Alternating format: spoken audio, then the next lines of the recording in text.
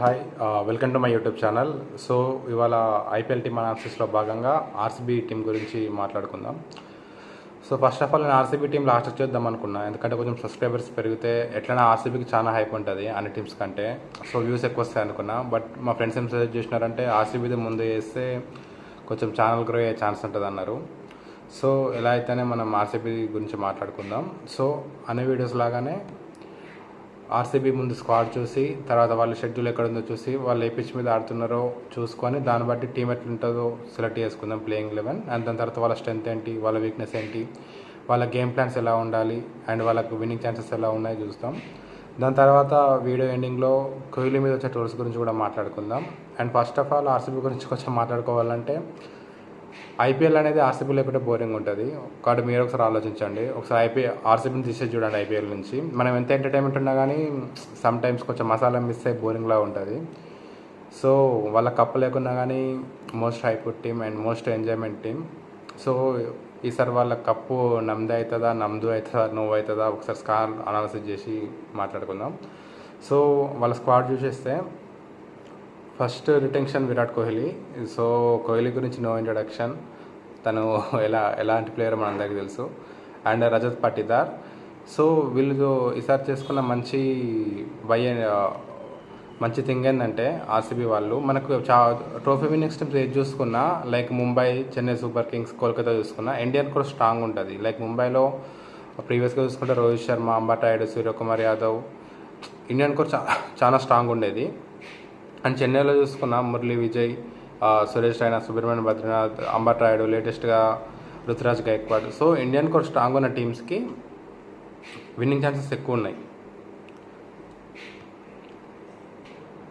But RCB విషయానికి వస్తే ఏమైందంటే, వాళ్ళు ఇండియన్ కోర్ అంత స్ట్రాంగ్గా బిల్డ్ చేసుకోవాలి, ఎక్కువ ఫారినర్స్ మీద హై బేస్కి వెళ్ళారు. బట్ ఈ యాక్షన్లో మాత్రం వాళ్ళు ఇండియన్ కోర్ మీద చాలా బిల్డ్ చేసినట్టు అనిపించింది. సో వాళ్ళు ప్రీవియస్గా కేఎల్ రాహుల్ వాళ్ళకే ఉండేటోడు, బట్ తనను వదిలేసుకున్నారు. బట్ ఈసారి అలాంటి తప్పు చేయకుండా రజత్ పాటీదార్ని వాళ్ళే పెట్టుకున్నారు. సో గుడ్ బై అని చెప్పొచ్చు. తన స్పిన్ బౌలింగ్ ఎంత బాగా ఆడగలడో అందరికీ తెలుసు. అండ్ దాని తర్వాత యష్ దయాల్. సో తనది ఒక మోటివేషన్ స్టోరీ అనుకోవచ్చు. లాస్ట్ ఓవర్లో 5-6 ఇచ్చిన తర్వాత చాలా మొరల్ డౌన్ అయి ఉంటారు. బట్ తను లాస్ట్ ఇయర్ ఆర్సీబీ సెమీస్కి వెళ్ళడానికి లాస్ట్ ఓవర్ ఎంత బాగా వేసిండో తెలుసు. సో తనను కూడా వాళ్ళు రిటెన్షన్ చేసుకున్నారు. సో తను చాలా ఇంకా గ్రో అయ్యి మంచి విజయాలు అందిస్తాడని చూద్దాం. And next Liam Livingstone. So తను ఎంత మంచి హిట్టర్ అందరికీ తెలుసు. బట్ తను వేరే లీగ్స్లో బాగా పర్ఫామ్ చేసిండు, కానీ ఐపీఎల్ అంతా పర్ఫామ్ చేయలేదు. లెట్స్ హోప్ తన బ్యాటింగ్ స్టైల్కి మన చిన్నస్వామి గ్రౌండ్ బాగా సూట్ అవుతుంది, కాబట్టి తన నుంచి భారీ సక్సెస్ ఎక్స్పెక్ట్ చేయొచ్చు ఈసారి. And Philip Salt. సో కోల్కతాలో లాస్ట్ టైం ఎంత విధ్వంసం సృష్టించడం మన అందరికీ తెలుసు. సో తనను వీళ్ళు గుడ్ పిక్ అని చెప్పొచ్చు. కోహ్లీ ఒక పక్క యాంకరింగ్ ఇన్నింగ్స్ ఆడుతూ చివరి వరకు ఉంటే తను క్విక్ స్టార్ట్స్ ఇస్తాడు. సో గుడ్ బై అని చెప్పొచ్చు. అండ్ హెజిల్వుడ్ ఇట్లా చాలా గుడ్ బై అని చెప్పొచ్చు. ఎందుకంటే చిన్నస్వామి స్టేడియంలో మనం స్పిన్తో కంట్రోల్ చేయలేం, అండ్ పేస్ బౌలింగ్తో కూడా కంట్రోల్ చేయలేం, ఎందుకంటే బ్యాటింగ్ బ్యారడేస్. బట్ అలాంటి పిచ్ మీద మనకు just line and length correct చేసే బౌలర్స్ ఉంటే చాలు. సో దాంతో మనం రన్స్ కట్టడి చేసుకోవచ్చు. దానికోసమే వాళ్ళు హెజిల్వుడ్ని బాగా పిక్ చేసుకున్నాడు. తను ఎక్కువ ఎక్స్పెరిమెంట్ చేయడు, జస్ట్ లైన్ అండ్ లెంత్ కట్టుబడేస్తాడు. సో దానివల్ల రన్స్ చాలా కట్టడేసే ఛాన్స్ ఉంటుంది చిన్నస్వామి స్టేడియంలో. సో హెజిల్వుడ్ చాలా గుడ్ పిక్ అని చెప్పొచ్చు. అండ్ రసిక్ దర్. తను ప్రీవియస్గా ఢిల్లీకి ఆడిండు, కానీ ప్లేయింగ్ 11లో ఎలా ఇంక్లూడ్ అవుతాడో చూడాలి. బట్ తను బ్యాకప్గా కూడా ఉంటాడు. బ్యాకప్ కూడా బౌలింగ్ బాగా స్ట్రాంగ్ ఉంది. లాస్ట్ టైంకు ఆర్సీబీకి బౌలింగ్లో చాలా తడబడ్డది, బట్ ఈసారి అది లేకుండా తను బ్యాకప్గా ఉండే ఛాన్స్ ఉంది. అండ్ మంచి వికెట్స్ కూడా తీయగలడు. అండ్ సుయాన్ శర్మ. సో వాళ్ళకు స్పిన్ చాలా బాగాలేదు ఆర్సీబీకి, బట్ తిను కూడా మంచిగా పర్ఫామ్ చేస్తాడు. లాస్ట్ ఇయర్ అంతా ఛాన్సెస్ రాడు, కానీ అంతకుముందు ఇయర్ కూడా తను వికెట్ తీసిండు కోల్కతాలో. సో ఈ టైమ్స్ మరి చిన్నస్వామి వికెట్ మీద తన స్పిన్ ఏమాత్రం వేయగలుగుతాడు అని చూడాలి, ఎందుకంటే స్పిన్నర్కి నైట్ మేర్ అది చిన్నస్వామి గ్రౌండ్.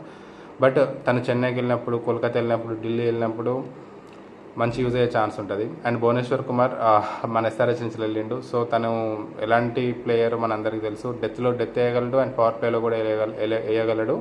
అండ్ తను కూడా హెజిల్వుడ్ లాగానే లైన్ అండ్ లెంత్ చూసుకొని చాలా ఎక్స్పెరిమెంట్ చేయకుండా రన్స్ కట్టడి చేసే బౌలర్. సో గుడ్ బై అని చెప్పొచ్చు. And Swapnil Singh.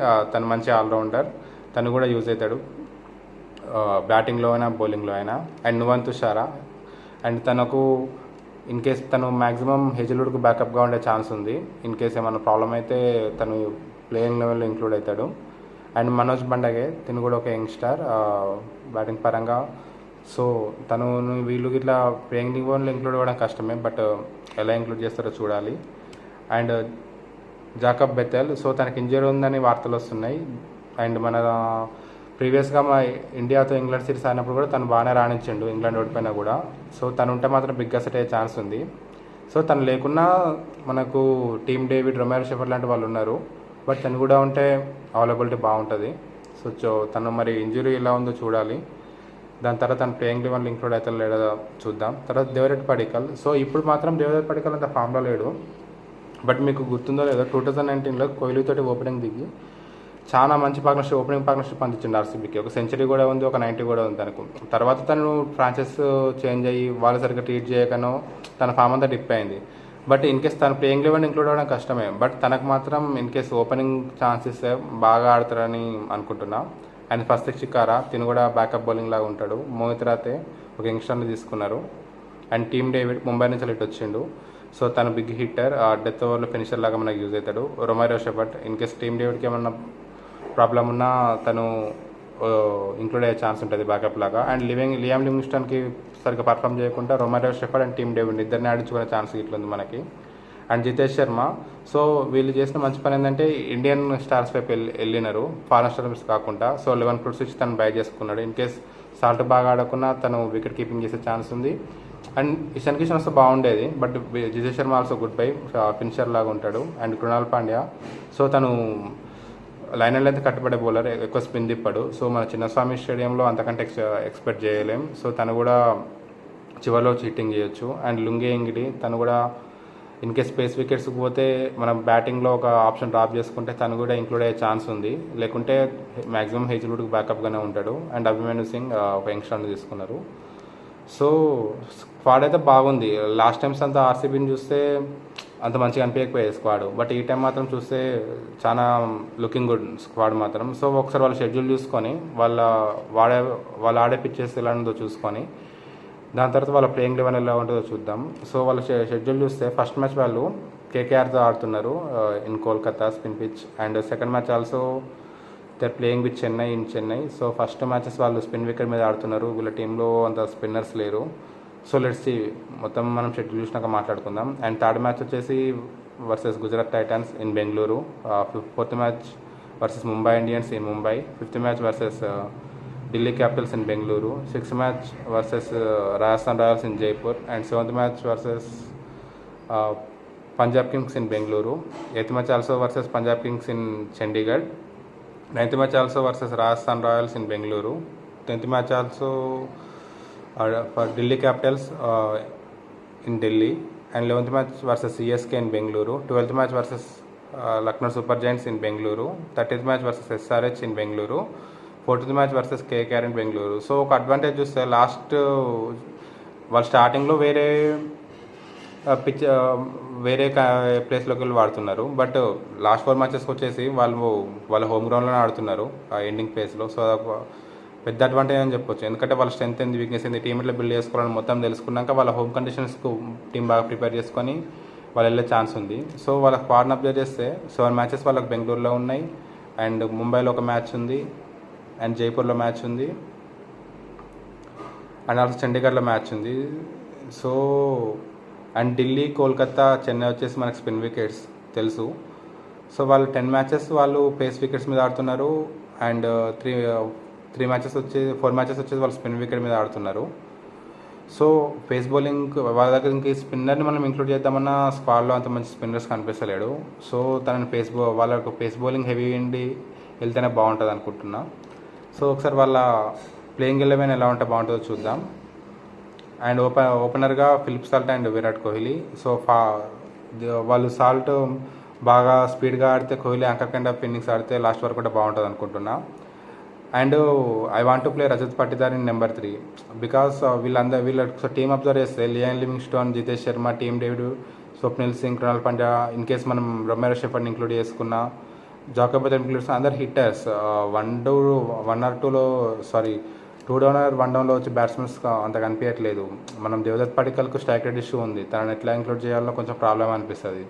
So Rajat Patidar one down తీసుకొస్తే తనకు ఆల్రెడీ ఒక సెంచరీ కూడా ఉంది ఐపీఎల్లో. సో అది బెటర్ అనుకుంటున్నా రజత్ పటిదార్ వన్ డౌన్కి వస్తే.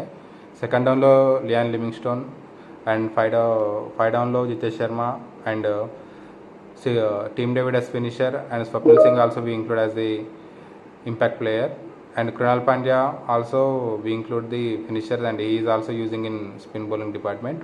And bowlers చూసుకుంటే భువనేశ్వర్ కుమార్, హేజిల్వుడ్ ముందు చెప్పుకున్నట్టుగానే లైన్ అండ్ లైన్ కట్టుదిట్టంగా చేస్తారు. అండ్ స్పిన్నర్గా మనకు ఓవర్ ఇష్యూ రాకుండా Shreyas Sharma also will spin, ఎందుకంటే శ్రేయస్ శర్మ బాల్ స్పిన్ చేయగలడు బట్ కృణాల్ పాండ్యా బాల్ నాకు స్పిన్ చేయలేడు. సో ఖచ్చితంగా ఒక స్పిన్నర్ ఉండాలి. స్పిన్నర్స్ ఎంత కీలకమో మనకు పర్పుల్ క్యాప్స్ అవన్నీ మనకి ఎక్కువ స్పిన్నర్స్కే వస్తాయి. సో స్పిన్నర్స్ ఎంత కీలకమో తెలుసు మనకి. And Yash Dayal also. So team చూస్తే బాగుంది, 3 పేసర్స్ ఉన్నారు అండ్ 3 స్పిన్నర్స్ ఉన్నారు including allrounders like Tim David and Liam Livingstone also. So team చూస్తే బాగుంది, బ్యాటింగ్ పరంగా బాగుంది, బౌలింగ్ పరంగా బాగుంది. అండ్ ఒకసారి మనం వీళ్ళ స్ట్రెంత్ అండ్ వీక్నెస్ గురించి మాట్లాడుకొని తర్వాత వాళ్ళ గేమ్ ప్లాన్ ఎలా ఉందో చూద్దాం. అండ్ వాళ్ళ స్ట్రెంత్ వచ్చేస్తే మెయిన్ టాప్ ఆర్డర్ అండి, ఫిలిప్ సాల్ట్, విరాట్ కోహ్లీ, పట్టిదార్ చాలా బాగుంది. And pace bowling also, pace bowling చూసుకుంటే జేసీ హేజిల్వుడ్, భువనేశ్వర్ కుమార్ అండ్ యష్ దయాల్. వీళ్ళిద్దరు జేసీ హేజిల్వుడ్, భువనేశ్వర్ కుమార్ ఎక్కువ ఎక్స్పెరిమెంట్ చేయకుండా కట్టుదిట్టంగా బౌలింగ్ చేస్తారు, మనకు రన్స్ ఇవ్వకుండా చిన్నస్వామి వికెట్ మీద సరిపోతుంది. అండ్ యష్ దయాల్ ఆల్సో డెత్లో వేసే ఛాన్స్ ఉంటుంది. హేజిల్వుడ్, భువనేశ్వర్ పవర్ ప్లేలో చూసుకుంటారు, ఇన్ కేస్ 1 ఓవర్ మనం డెత్లో వేయచ్చు. బట్ మిడిల్ ఓవర్లో కొంచెం ప్రాబ్లం అనిపిస్తుంది వీళ్ళ బౌలర్స్ ఎలా రొటేట్ చేస్తారు అని. ఇన్ కేస్ మనం స్వస్తిక్ చకారాని అండ్ రసిక్ దర్శలంని ఇంక్లూడ్ చేయొచ్చు, బట్ మరి బ్యాటింగ్ కొంచెం ప్రాబ్లం అయ్యే ఛాన్స్ ఉంది దానివల్ల. సో ఇన్ కేస్ వీళ్ళు విఫలమైతే వాళ్ళు వచ్చే ఛాన్స్ ఉంటుంది. బట్ కొంచెం నాకు మిడిల్ ఓవర్స్లో వీళ్ళు ఎలా కట్టడి చేస్తారనేది చూస్తుంది, ఎందుకంటే స్ట్రాంగ్ స్పిన్ బౌలింగ్ లేదు. శ్రేయస్ శర్మ మీద అండ్ కృణాల్ పాండ్యా మీద చాలా ప్రెజర్ పడే ఛాన్స్ ఉంది. సో వీళ్ళ స్ట్రెంత్ వచ్చేసి main batting and pace bowling అండి. అండ్ వీళ్ళ వీక్నెస్ వచ్చేసి మెయిన్ స్పిన్ బౌలింగ్ అండి. ఇందాక చెప్పుకున్నట్టు కరెక్ట్ స్పిన్నర్ లేడు అండ్ శ్రేయస్ శర్మ మీద చాలా ప్రెజర్ పడే ఛాన్స్ ఉంది.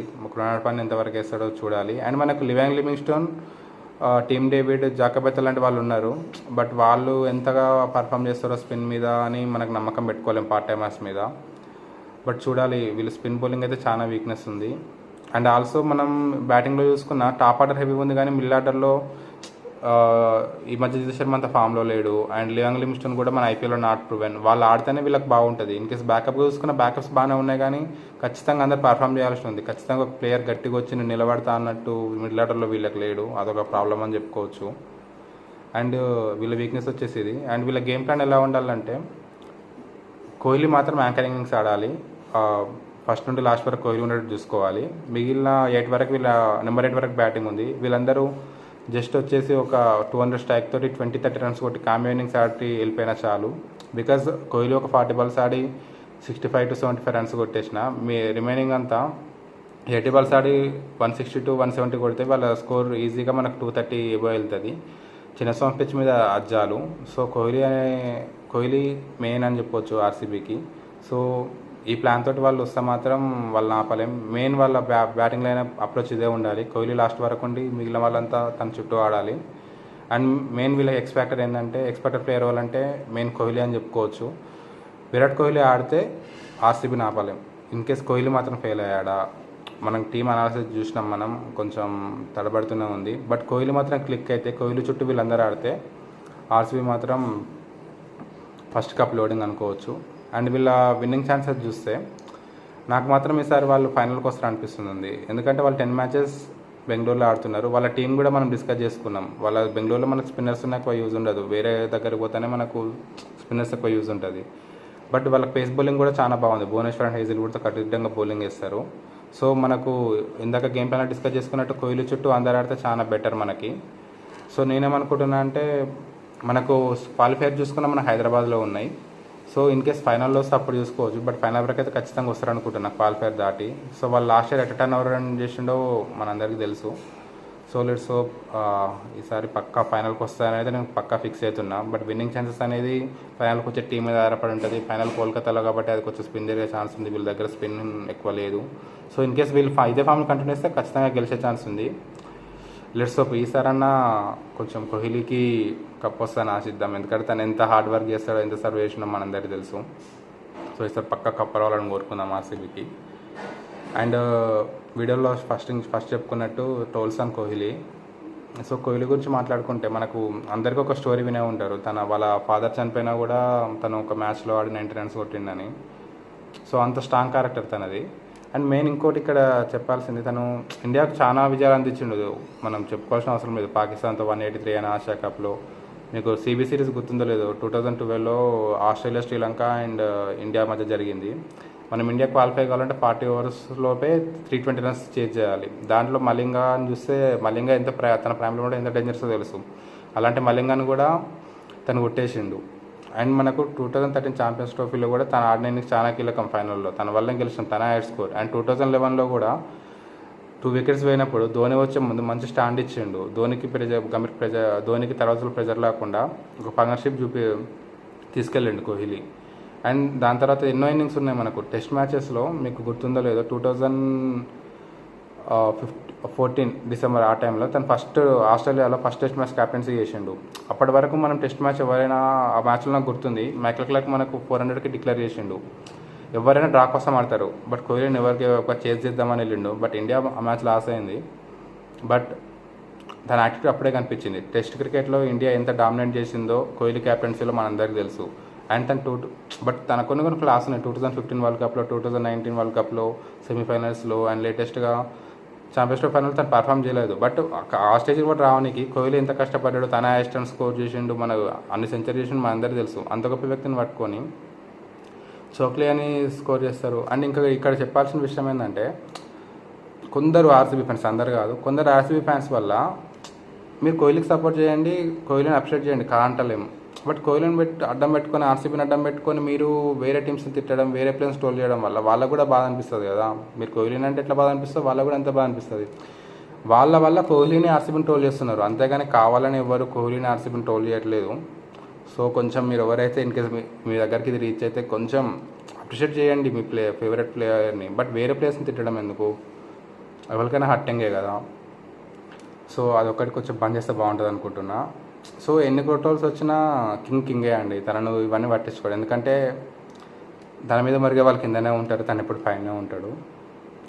సో అంత మంచి ప్లేయర్ని ట్రోల్ చేస్తుంటే కొంచెం అనిపిస్తుంది, ఇండియాకి ఇంత సర్వీస్ చేసిండు, ఇంత కష్టపడతాడు, ఇప్పుడైతే తన ఫిట్నెస్ చూడొచ్చు ఎంత బాగుందో. సో అలాంటి ప్లేయర్ని ట్రోల్ చేస్తే కొంచెం బాధగా ఉంటుంది. సో ట్రోల్ అంటే మనం క్రిటిసైజ్ చేయండి ఏమైనా ప్రాబ్లం ఉంటే, కానీ మరీ చెప్పలేకపోతున్నా సోషల్ మీడియా ట్రోల్స్ ఎట్లా వస్తున్నాయో. సో అది కొంచెం బంద్ చేస్తే బాగుంటుంది అనుకుంటున్నా. అండ్ ఆర్సీబీ వీడియో కాబట్టి కొంచెం ఛానల్కి ఇట్లా రీచ్ పెడుతుందని ఎక్స్పెక్ట్ చేస్తున్నా ఇప్పుడు. సో లెట్స్ ఆర్సీబీ ఈసారి కప్పు కొట్టాలని అనుకుందాం. అండ్ ఆల్సో నా ఛానల్ కూడా రీచ్ పెరగాలని అనుకుందాం. అండ్ హూఎవర్ ఈ వీడియో రీచ్ అయితే ప్లీజ్ సబ్స్క్రైబ్ చేసుకోండి, లైక్ చేయండి అండ్ షేర్ చేయండి. Thank you so much.